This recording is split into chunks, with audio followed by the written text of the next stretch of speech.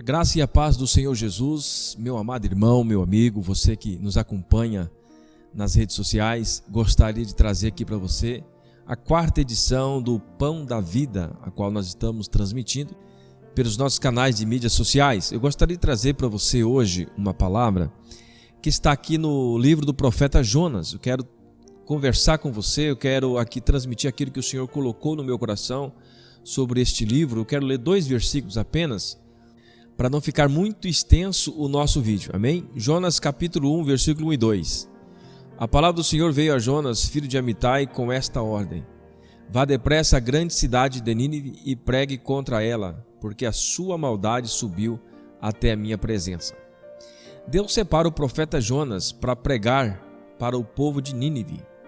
E o povo de Nínive era um povo considerado um povo cruel, um povo maldoso, um povo que matava sem ressentimento, né? E além de tudo isso, a história vai dizer que esse povo adorava uma deusa, chamava a deusa Ester, ou Star, deusa Star, que é a deusa da fertilidade. Então havia muita prostituição naquela cidade, havia muitas coisas ruins naquela cidade. E quando nós olhamos um texto da palavra de Deus, no livro de Naum, capítulo 3, versículo 1 a 7, diz assim: ai da cidade sanguinária, repleta de fraudes e cheia de roubos, sempre fazendo as suas vítimas. O estalo dos chicotes, o barulho das rodas, o golpe dos cavalos e o sacudir dos carros de guerra. Cavaleiros atacando, espadas reluzentes e lanças cintilantes, muitos mortos, montanhas de cadáveres, corpos sem conta, tudo por causa do desejo desenfreado de uma prostituta sedutora, mestra da feitiçaria, que escravizou nações com a sua prostituição e povos com a sua feitiçaria. Eu estou contra você, declara o Senhor dos Exércitos. Vou levantar o seu vestido até a altura do seu rosto, mostrarei às nações a sua nudez e aos reinos as suas vergonhas. Eu jogarei imundícia sobre você e tratarei com desprezo, farei de você um exemplo. Todos os que virem fugirão dizendo: Nínive está arrasada. Quem a lamentará? Onde encontrarei quem a console? Então observa que o texto de Naum nos dá aqui um relato sobre a cidade de Nínive. Esta é a cidade em que Deus teve compaixão dela. Interessante que Deus teve compaixão desta cidade. Por quê? Porque esta cidade, ela se arrependeu, juntamente com o rei, todos se arrependeram. Quando nós vamos ver os relatos, nós vamos ver que depois da mensagem de Jonas, todos eles se humilharam perante o Senhor e Deus então perdoou os seus pecados e não trouxe o castigo que haveria de vir sobre a cidade de Nínive.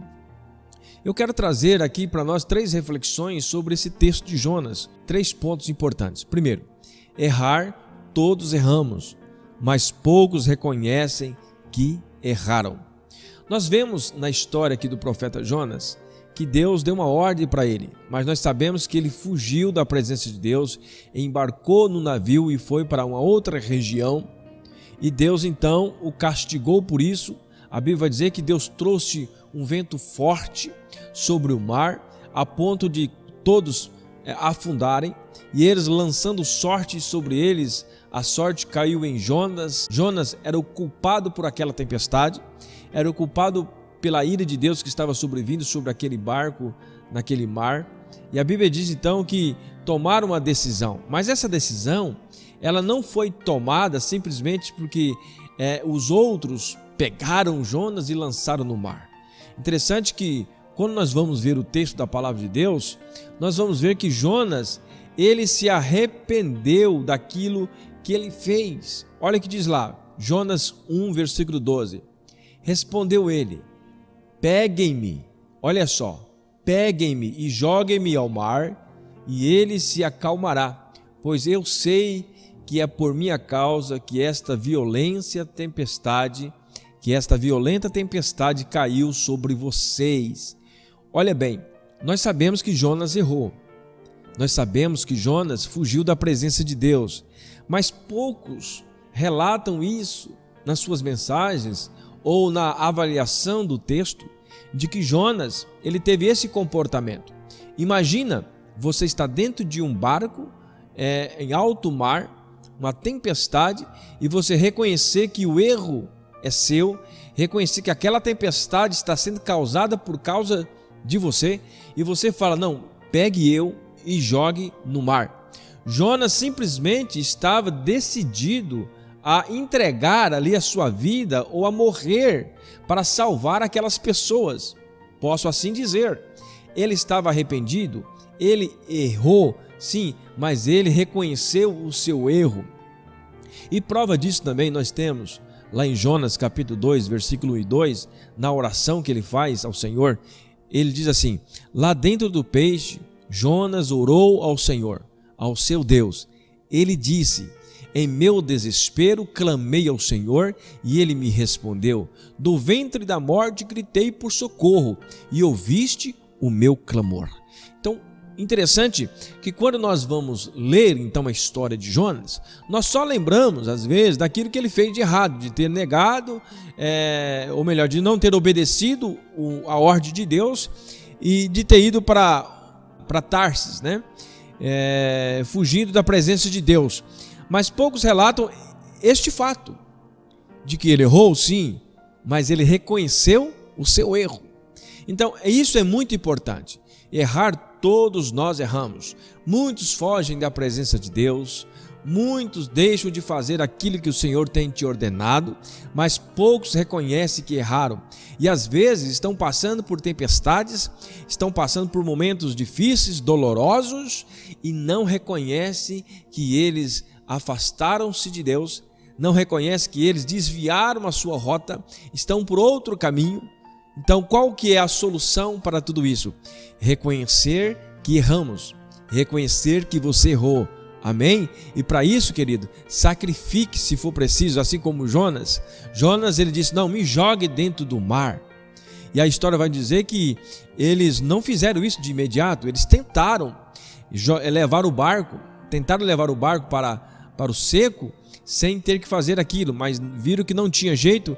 Aquela era a sentença para Jonas, aquele era o caminho que Deus tinha escolhido para Jonas, para que ele realmente tomasse uma atitude diferente a partir daquele momento. Então Jonas foi jogado dentro do mar, e a Bíblia diz que um grande peixe o engoliu. E a história você sabe, que depois da oração de Jonas foi vomitado na praia, e aí Jonas agora recebe uma segunda oportunidade para levar a palavra do Senhor ao povo de Nínive. Em segundo lugar, que nós aprendemos nesse texto de Jonas, ele não se intimidou com os ninivitas e pregou a verdade. Isso é importante. Quando nós vamos ver a história do povo ninivitas, nós vemos que o povo era um povo rebelde. Era um povo que vivia na prostituição, é um povo que, sanguinário, a história vai nos dizer isso, mas Jonas, mesmo assim, sabendo que aquele povo causava perigo para ele mesmo assim, depois daquela também, depois de um peixe ter engolido, depois de ter passado por aquela tempestade, eu creio que Jonas agora, ele estava com mais coragem ou com mais temor de Deus, então agora ele vai pregar a cidade de Nínive. Ele deixa essa mensagem para nós. Nós não podemos nos intimidar diante das pessoas que estão à nossa frente, diante da sociedade que você está vivendo. Talvez você ainda não esteja vivendo, mas eu creio que nós vamos passar por período em que nós vamos ser proibidos de pregar o reino de Jesus, vamos ser intimidados, as pessoas vão nos ameaçar. Será que mesmo ameaçados nós vamos pregar o evangelho de Jesus? E olha que o evangelho que Jonas foi pregar, a mensagem que Jonas foi pregar para aquele povo, não foi uma mensagem doce, não foi uma mensagem de esperança, foi uma mensagem de juízo, uma mensagem de juízo. E por isso que eu admiro esse personagem, mesmo com a sua falha, mas a atitude que ele tomou de reconhecer o seu erro, de mandar jogar ele no fundo do mar, e a atitude que ele teve de ir, mesmo assim, sabendo que aquele povo era cruel, ele foi sabendo que Deus estaria com ele. Em Jonas capítulo 3, versículo 3 e 4, diz assim: E Jonas obedeceu a palavra do Senhor e foi a Nínive. Era uma cidade muito grande, demorava-se 3 dias para percorrê-la. Jonas entrou na cidade e percorreu durante um dia, proclamando: olha a mensagem de Jonas, daqui a 40 dias Nínive será destruída. Meu irmão, você imagina você entrar dentro de uma cidade sanguinária, um povo rebelde, um povo onde tinha muitas prostitutas, muitos homens devastos, né? Coisas terríveis aconteciam naquela cidade. Tanto é que Deus queria trazer um juízo sobre eles, porque a maldade do povo tinha chegado até Deus e Deus estava realmente decidido a destruir aquele povo por causa da maldade, por causa do pecado. E Jonas, ele entra dentro daquela cidade e proclama esta palavra: daqui 40 dias Nínive será destruída. Jonas não se intimidou com os ninivitas, mas pregou a verdade. E aí, qual é a mensagem que nós tiramos aqui? Nós temos que pregar a verdade. Irmãos, muitas vezes nós vamos ser atraídos para pregar coisas que atraem as pessoas. Muitas vezes nós vamos ser atraídos ou induzidos a massagear muito o ego das pessoas, esquecendo daquilo que as pessoas estão fazendo, esquecendo do nível espiritual que as pessoas estão vivendo. Todos nós pecamos, todos nós estamos destituídos da glória de Deus. Nós precisamos pregar o evangelho do arrependimento. Nós precisamos pregar para as pessoas que elas estão debaixo de maldição de pecado e que o juízo de Deus está próximo a vir. E se elas não se arrependerem, com certeza o juízo será iminente. Não vai ficar sem o juízo de Deus. Nós precisamos pregar a verdade, como diz a palavra, com amor, com dedicação, trazendo uma mensagem de esperança, mas ao mesmo tempo essa esperança requer uma renúncia, uma sinceridade com a palavra de Deus. Nós precisamos pregar a verdade.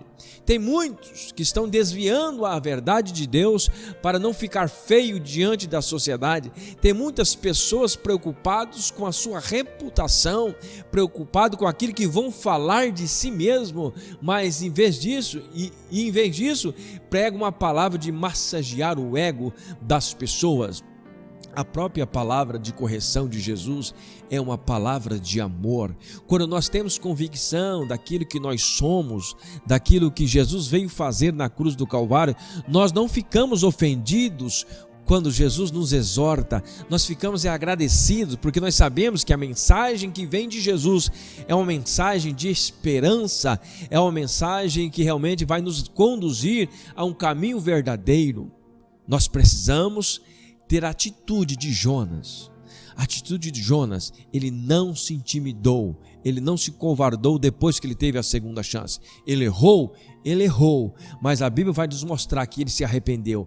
E o arrependimento dele foi a tal ponto dele mesmo pedir: joguem-me no mar. Ele se arrependeu. E muitas vezes, meus irmãos, nós estamos desviando da mensagem, nós estamos desviando um propósito de Deus e mesmo assim nós não nos arrependemos. Nós precisamos nos arrepender, nós precisamos pregar a verdade, anunciar a verdade de Jesus ao coração das pessoas.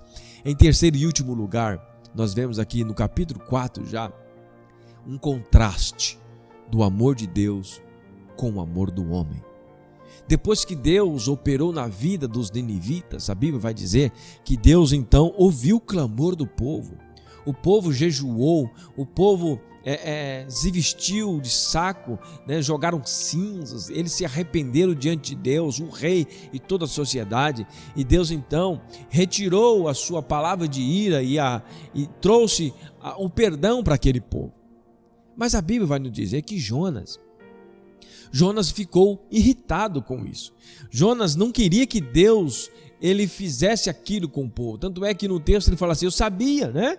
Eu sabia que o Senhor ia fazer isso. E por isso que ele estava fugindo. É por isso que Jonas estava fugindo de ir pregar para Nínive, porque ele sabia que Deus era misericordioso e compassivo, e Deus poderia perdoar aquele povo. E na cabeça de Jonas, o homem, Deus não deveria perdoar aquele povo, porque aquele povo era cruel, como nós lemos aqui no livro de Naum. Era um povo rebelde, era um povo prostituto, é um povo sanguinário. E Jonas achava, como humano que ele era e como humano que nós somos, que todos aqueles que praticam maldade, todos aqueles que são sanguinários, todos aqueles que estão realmente fora dos caminhos do Senhor, nós achamos que essas pessoas não merecem salvação.